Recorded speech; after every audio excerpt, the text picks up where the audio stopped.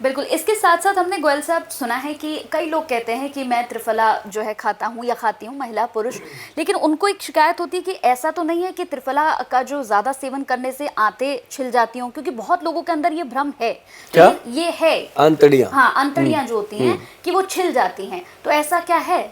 ऐसा जो सही नहीं बना होता वो प्रोडक्ट कोई भी है, लेकिन त्रिफला एक रसायन है। आयुर्वेद के ग्रंथों में लिखा है कि ये एक रसायन है और इसको जब लोग लेते हैं तो ये एनर्जी देता है। लेकिन त्रिफला का बना होने का रेशो होता है जैसे 1, 2 और 4 की रेशो का त्रिफला अमृत।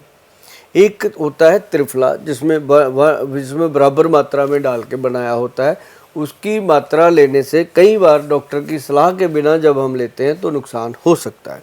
लेकिन जब 1, 2 और 4 की रेशो का त्रिफला अमृत हम लेते हैं तो वो अमृत ही है, पीछे अमृत ऐसे नहीं लगा उसके, वो अमृत ही है, वो किसी को नुकसान कर ही नहीं सकता। उसका बस 1 चम्मच छोटे वाला जो डब्बे के साथ ही आता है वो वाला चम्मच सुबह लेडीज़ ने लेना है, शाम को पुरुषों ने लेना है, और हफ्ते में 1 या 2 दिन छोड़ दीजिए, जैसे वीरवार को नहीं खाना और रविवार को नहीं खाना। लगातार कोई भी चीज़ है उसको नहीं लेना चाहिए, और ये पेट को साफ रखता है, आंतड़ियों को स्ट्रांग करता है।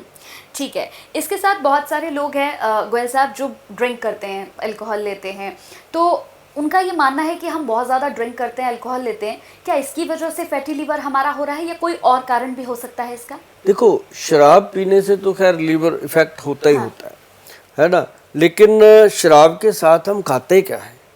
कई नॉन वेज खाते हैं, कई लोग बिल्कुल ही खाते ही कुछ नहीं है, ऐसी पकौड़ियाँ ले ली, कुछ और ले लिया, नमकीन खा लिया, जा वो क्या उसको बोलते हैं मूंगफली भुनी हुई वो खा ली। लेकिन हेल्दी फूड लेना चाहिए, इसके साथ पनीर खाइए, इसके साथ सैलड जो है वो छोटे काट के छोटे छोटे पीस, उसके अंदर हल्का हल्का वो थोड़ा चना भुना हुआ या कह लो कि स्प्राउट जो चने होते हैं, दालें होती हैं, वो इसके साथ ली जाएं तो थोड़ा कम नुकसान होता है। लेकिन हम तो यही कहते हैं कि दारू पीना ही नहीं चाहिए।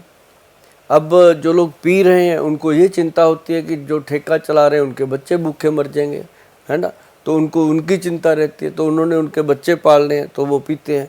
तो हम भी किसी का पाप नहीं लेना चाहते, लेकिन हम बता सकते हैं कि यदि आपने शराब नहीं छोड़ी तो उनके बच्चे भूखे मरे ना मरे, आपके बच्चे अनाथ जरूर हो जाएंगे। तो शराब छोड़नी चाहिए और कम लेनी चाहिए, बहुत कम लेनी चाहिए, जैसे साल में 1 आधी बार होगी तो क्या फ़र्क पड़ता है। लेकिन ये है कि जो लोग पीते हैं ना उनको लीवर ख़राब होना ही होना है। अब जब ख़राब हो जाता है फिर भी तो छोड़ ही देते हैं ना, फिर तो कहते हैं हमें 6 महीने हो गए, हाथ नहीं लगाया, पहले कब से पी रहे हैं, 30 साल पीजिए। तो 30 बरस जो चीज़ हमने एक ऐसी डाली अपने ऑर्गन्स के ऊपर जो धीरे धीरे उसको ख़त्म कर गई, जो 30 ईयर में ख़त्म हुआ मैडम, वो अब 30 डेज़ में कैसे ठीक होगा? फिर कहते हैं आयुर्वेद धीरे काम करता है।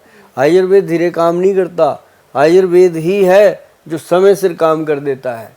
लेकिन बाकी जो पैथियाँ हैं वो दवाई देते रहते हैं, आप खाते रहते हो, बाद में आके हमें खुद लोग बताते हैं जी 10 साल हो गए वहाँ से दवाई खा रहे हैं। अरे वहाँ तो 10 साल खा ली, अगर हम कहते हैं 3 महीने लगेंगे, 3 महीने लगेंगे, अरे भाई लगेंगे 3 महीने, और हम तो बिल्कुल कह रहे हैं कि 3 महीने लगेंगे, उन्होंने तो बताया भी नहीं था आपको कि 3 लगेंगे और 10 साल लग गए। तो मतलब कहने का कि हमारे जो पेशेंट आते हैं हम उनको पहले ही बता देते हैं कि भाई आपका 3 मंथ के अंदर अंदर ये ठीक हो जाएगा, उसके बाद 3-4 महीने और इसको खा लेना दवाई को, ताकि ये प्रॉब्लम दोबारा ना हो। और एक बात हम ज़रूर कहते हैं कि हमारी पास जब आना है, हमारे वैद्य जी को मिलना है, तो हमारे वैद्यों का पहला रूल है कि अगर आप परहेज़ कर सकते हो तभी आना, वरना नहीं आना। कोई ज़रूरत नहीं है पैसा ख़राब करने की हमारे पास आकर के, हमारी दवाइयाँ तभी फ़ायदा करेंगी भैया जब आप परहेज़ करोगे तो।